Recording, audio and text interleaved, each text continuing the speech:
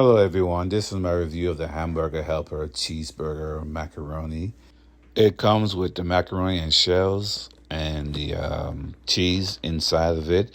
I like getting this because the cheese it tastes pretty awesome when you put it together with the ground beef, or you could use hot dogs or some other type of meat if you want. You can make your own recipe.